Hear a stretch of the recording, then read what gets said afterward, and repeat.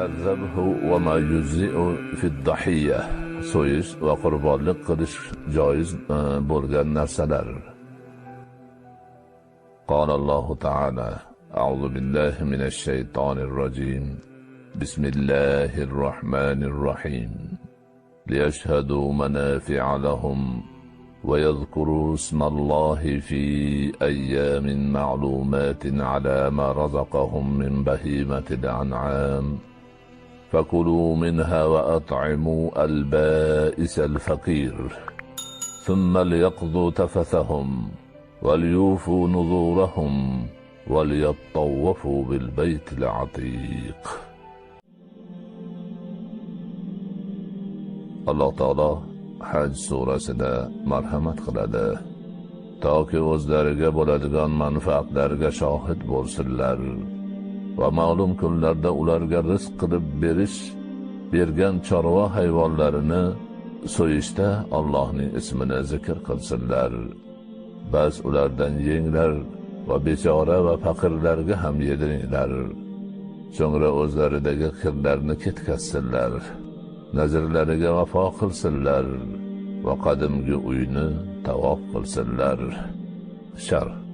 Baytullohni haj qilishda har bir hoji uchun ko'plab bu dunyo va oxirat manfaatlari bor.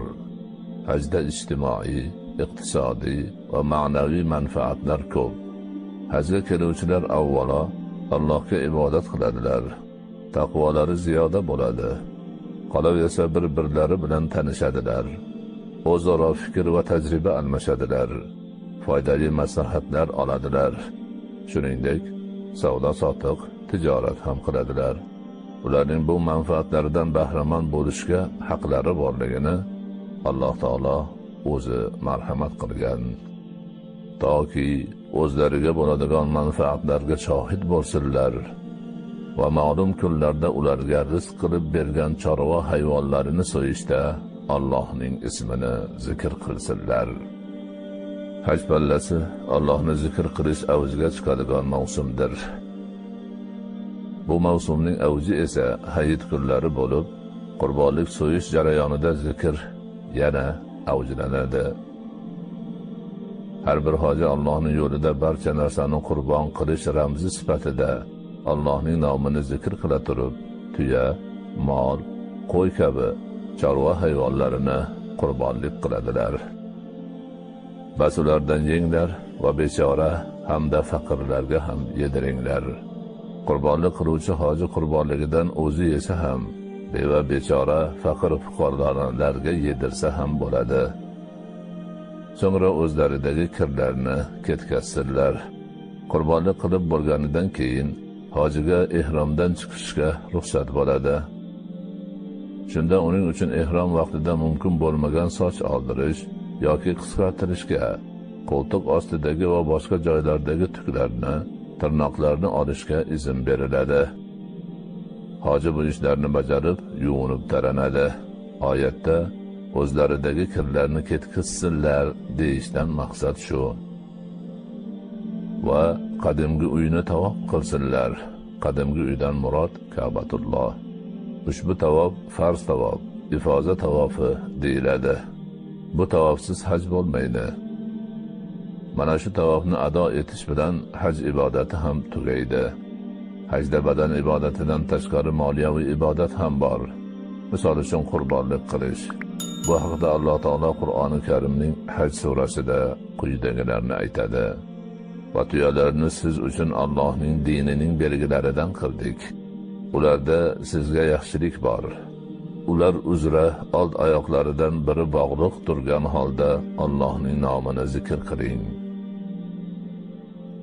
Yonlari yerga tekkanda esa bas ulardan yeng, qanoatli va tilangan kambag'allarni ham taomlantiring. Shunday qilib, biz ularni sizga bo'ysuntirib qo'ydik. Shoyatki shukr qilsangiz.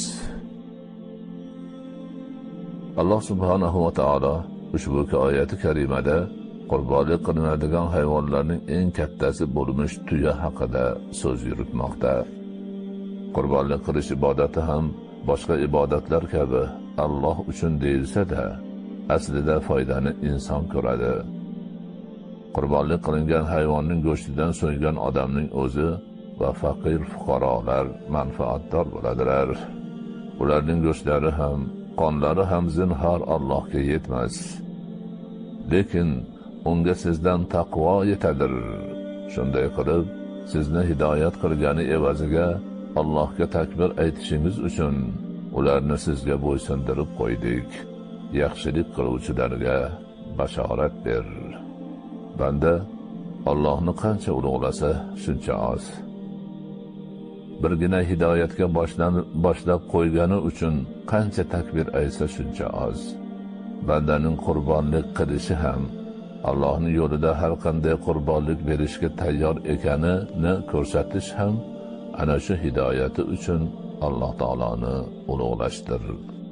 An Jabir radhiyallohu anhu qol: نحرنا مع رسول الله صلى الله عليه وسلم عام الحديبية البدنة عن 7 والبقرة عن 7. رواه مسلم وأبو داود والترمذي. Jabir radhiyallohu anhudan rivoyat qilinadi.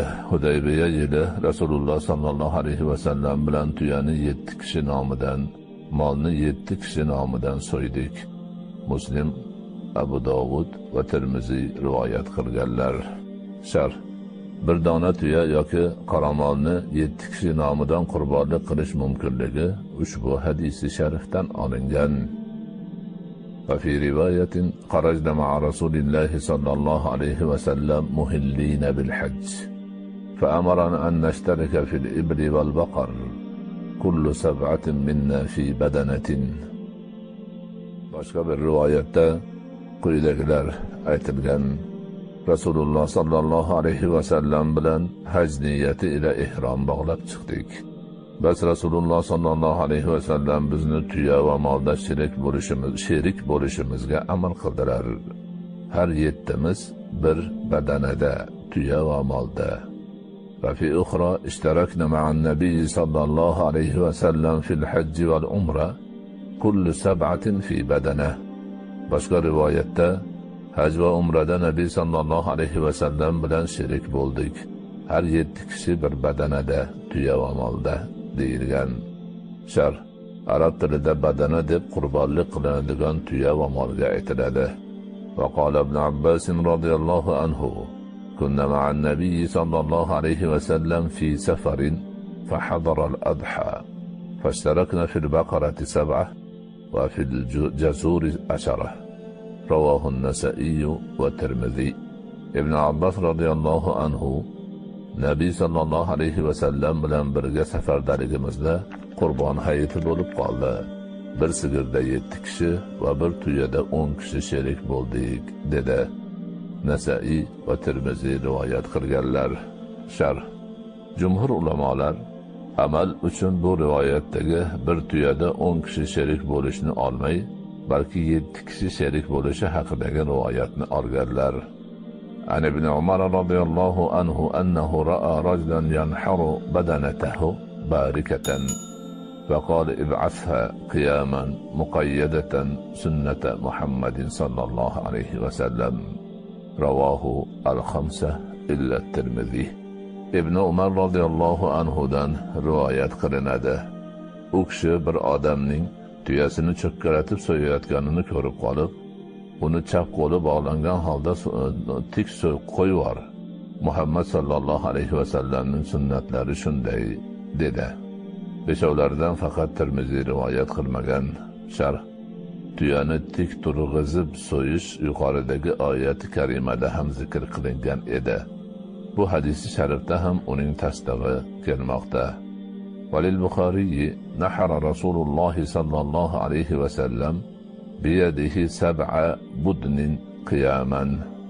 Buxoriyning rivoyatida Nabiy sallallohu alayhi vasallam o'z qo'llari bilan 7 ta tuyani tik holda so'ydilar, deyilgan.